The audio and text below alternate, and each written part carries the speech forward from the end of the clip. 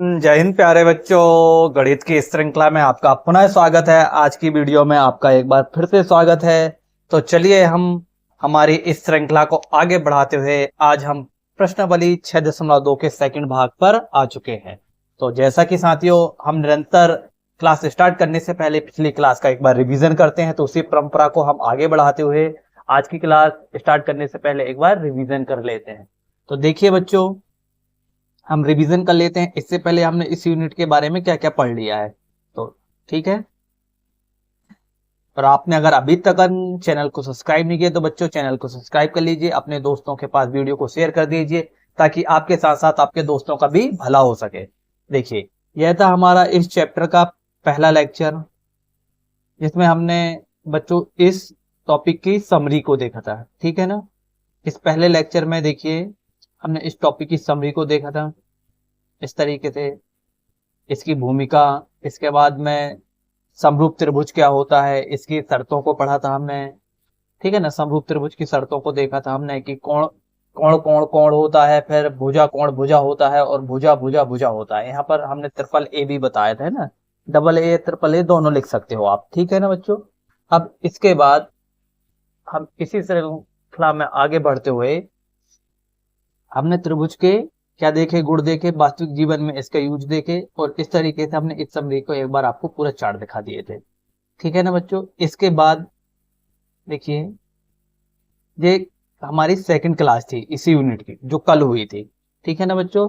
तो इसमें हमने सबसे पहले आपके लिए हमने होमवर्क में दिया था और आपको बोला था कि आप उदाहरण पहला और तीसरा कॉपी में अपनी जो फेयर कॉपी बना रहे हैं आप उसमें नोट कर लेना। इसके बाद बच्चों जो प्रश्नावली था इसमें सिर्फ ओनली ऑब्जेक्टिव थे बच्चे, तो मैंने आपको कल ही बोला था कि इसमें सिर्फ ऑब्जेक्टिव हैं, आप इसके उत्तर माला से देखकर इसके आंसर आप फिल कर लेना, क्योंकि इसका जो एक्सप्लेन था वो तो मैं आपको, हमने जो समरी पढ़ी है बच्चों वहां से तो हमने इसका एक्सप्लेन देख ही लिए थे, तो इसके जो उत्तर थे आपको कहाँ से लिखना था, उत्तर माला से देखकर, ठीक है ना। तो आशा करते हैं कि आपको जो होमवर्क दिया गया था उसमें ईमानदारी से आपने उस होमवर्क को फॉलो किया होगा, ठीक है। इसके बाद हमने इसके दोनों क्वेश्चन को कल हल करके देखा था, और आज की क्लास बच्चों हमारी यहाँ से स्टार्ट होती है। तो यह रही हमारी आज की क्लास प्रश्नावली की, ठीक है। तो सेकंड पार्ट बच्चों, अगर आपने अभी तक वीडियो को लाइक नहीं किया तो वीडियो को लाइक कर दीजिए, अपने दोस्तों के पास शेयर कर दीजिए ताकि आपके साथ साथ आपके दोस्तों का भी भला हो सके।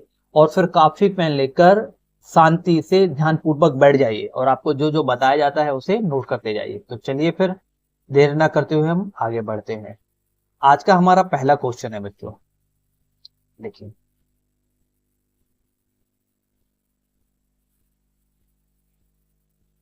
क्वेश्चन दिया है आपको, पहले मैं आपको एक बार क्वेश्चन पढ़ देता हूं पूरा, फिर उसके बाद पिक भी आपको क्लियरली दिखा देते हैं, ठीक है ना बच्चों। देखिए, दिए गए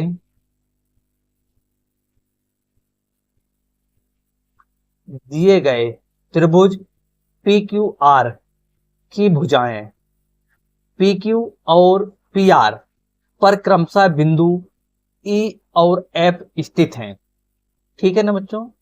मतलब कि हमारा जो पी क्यू आर एक त्रिभुज है उसकी पी क्यू एक भुजा और पी आर दूसरी भुजा पर दो बिंदु पी क्यू पर ई स्थित है और पी आर पर क्या एफ स्थित है, ठीक है।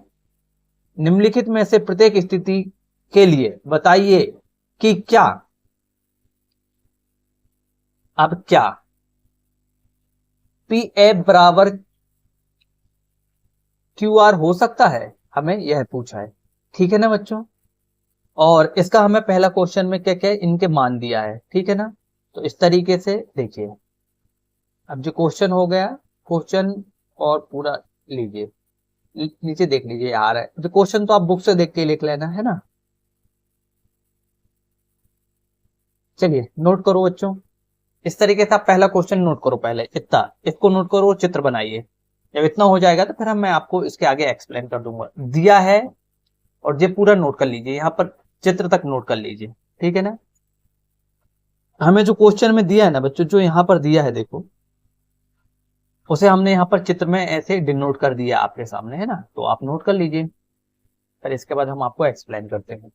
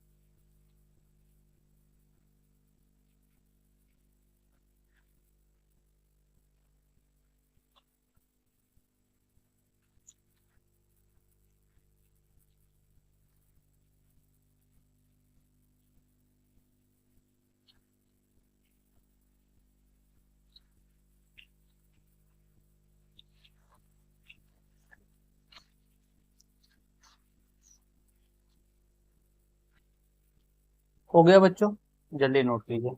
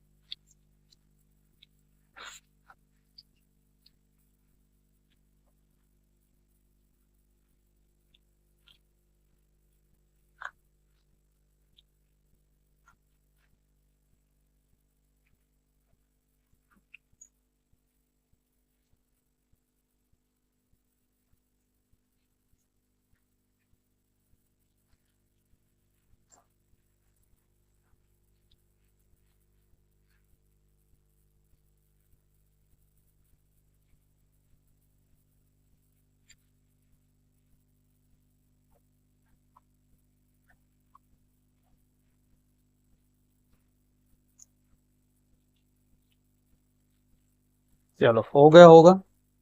अब नहीं हुआ है तो फिर आप वीडियो रोक के कर लेना। हम अब आपको आगे एक्सप्लेन करते हैं, देखिए।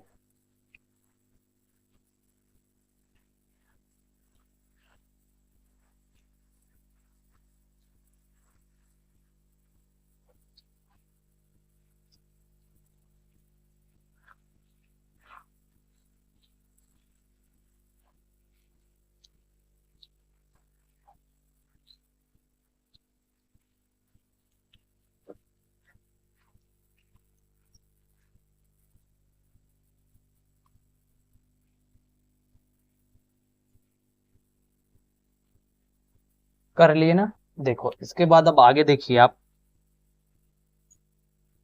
बना लिए होगे। अब देखिए बच्चे, जिस चित्र आपको दिया है और भुजा भी दी है, और हमें ज्ञात क्या करना है बच्चे। देखिए आप, इसका तो पूरा हल ही मैं आपको एक्सप्लेन कर दे रहा हूँ, इसमें ज्यादा कुछ है नहीं है। इसलिए हमें क्या करने के लिए बोला है बच्चों, यहाँ देखिए कि क्वेश्चन में क्या बोला है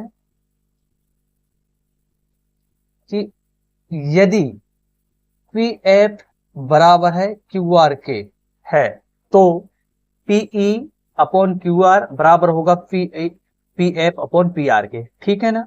तो यही होना चाहिए बच्चों। हम अब इसे चेक करके देख लेते हैं। ठीक है ना। तो पहले इनका मान रख ले। तो हमने पीई का मान कितना था, जो हमें चित्र में ऊपर दिया है, देखो यहाँ पर भी दिया है, और हमने इसे चित्र में डिनोट भी कर लिया है बच्चों। ठीक है ना। तो हमें जो मान दिया है उसे हमने यहाँ पर क्या करिए, उसे पहले यहाँ पर रख दिए। अब आप ध्यान से देखिए, पी का मान बच्चों 3.9 है, और पी क्यू का मान कितना है 3 है। जब हम इसे काटेंगे तो ये कितना हो जाएगा बच्चों, 3 एकम 3, दशमलव का दशमलव और 3 तिरका 9। ठीक है। तो हमें इसका मान कितना मिल गया, 3 पॉइंट, वो सॉरी 1.9। क्लियर हो गया। सेकंड, फिर पी एफ का मान कितना है 3.6, और एफ आर का मान कितना है 2.4। ठीक है ना बच्चों। जब हमने इसे काटे तो ये कितना आ गया हमारा 1.5। अब ये कैसे कटा, देखो यहाँ पर हमने इसे 36 मान लिया। देखो बच्चों, दोनों यहाँ पर आप एक चीज ध्यान से सुनना। देखिए यहाँ पर ये ऐसा लिखा है बच्चों, और ये ऐसा लिखा है। देखो, तो दशमलव के बाद दोनों में एक एक संख्या है, तो हमने डायरेक्टली क्या किया बच्चों, यहाँ से हमने दशमलव को हटा दिए। तो क्या किया हमने यहाँ से, क्योंकि देखो हम दोनों में 10 का गुणा करेंगे ना बच्चों, तो बात तो बराबर आएगी। तो दशमलव के बाद अगर दोनों में सेम संख्या रहती है तो अपन उसे डायरेक्टली हटा देते हैं। ठीक है ना, गुणा करने की जरूरत नहीं। अब इसे काट देखो, तो जब आप इसे काटोगे बच्चों तो ये क्या होगा, 12 दूनी 24, और 12 तिया 36, है ना। जब आप इसे काटोगे तो ये कितना कटेगा, 2 एकम 2। ठीक है ना, और भागने जाता तो बच गया 1, है ना। ऐसा देखो, आपके वाली स्टाइल करके बता दे रहा है। ये कितना हो जाएगा 36, और ये कितना हो जाएगा 24। ठीक है ना। तो 24 से कम 24 बच गया कितना बच्चों, 12। ठीक है ना। अब भाग नहीं जाता तो यहाँ पर आ गया दशमलव, और यहाँ पर आ गया शून्य। तो 24 पंचे होता है बच्चों 120। ये आपकी वाली स्टाइल में काट दी हमने। ठीक है ना। जिन दोनों माइनस हो गए बच्चों यहाँ पर, ठीक है ना। जिस तरीके से इतना आया, समझ गए ना। तो हम आपको जो समझाना चाहते हैं वो आप देख लीजिए यहाँ पर। कहने का मतलब है बच्चों, जब हमने इसे काटे तो इसका मान इतना आया, और जब इसे काटे तो इतना आया। अब देखो बच्चों, क्या दोनों पक्ष बराबर हैं? यहाँ पर तो दोनों पक्ष बराबर नहीं है। तुलना करने पर इसका मान कितना आया और इसका मान इतना आया, तो हम यहाँ पर क्या बोल सकते हैं बच्चों? इसको एक को मिटा दीजिए ना, ये मतलब में है एक ही मोड़, एक बराबर का साइन। तो ठीक है बच्चों, देखो यहाँ पर 1.3 बराबर नहीं है कि किसके, 1.5 के। अतः हम क्या बोल सकते हैं बच्चों कि ये वाली भुजा भी क्या नहीं है, बराबर नहीं है, ठीक है ना। हमें यही तो इसने बराबर करने को बोला था। तो क्या हो जाएगा बच्चों कि एफ बराबर नहीं है किसके, पी आर के, ओ क्यू आर के, ठीक है ना। तो आप नोट कर लो। जब अगर जे वाली, जब दो भुजाएं अगर बराबर नहीं है बच्चों, तो बीच की जो समलंब वाली भुजा होगी वो भी बराबर नहीं होगी। तो इस तरीके से आप नोट कर लीजिए इसे, शेष को भी। ऊपर वाला तो आपने नोट कर लिए थे ना, इसको नोट करो।